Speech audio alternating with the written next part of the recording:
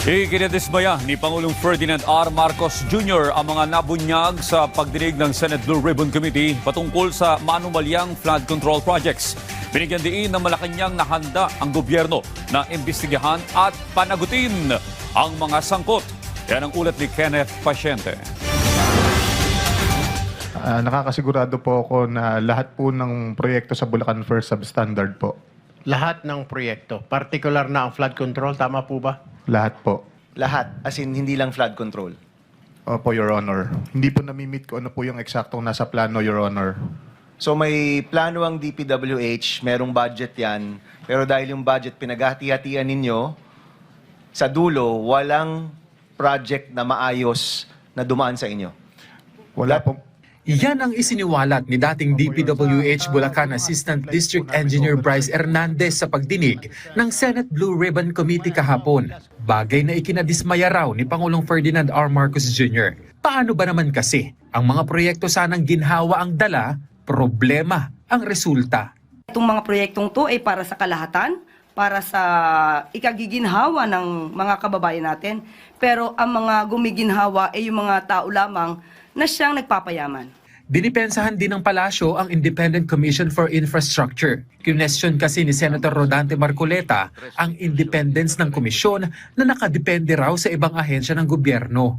Giit ng Malacanang, wala namang masama kung kukuha ng impormasyon ng ICI sa Senado o Kongreso para makatulong sa matagumpay na investigasyon nito.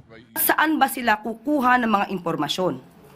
Sa lahat na maaari nilang pagkakuhanan, you just cannot get evidence out of thin air. Magmumula rin ito sa mga dokumento mula sa gobyerno. Hindi lamang yun ang titignan ng ICI. Lahat ng anggulo na maaari nilang makuha para makumpletong ebidensya.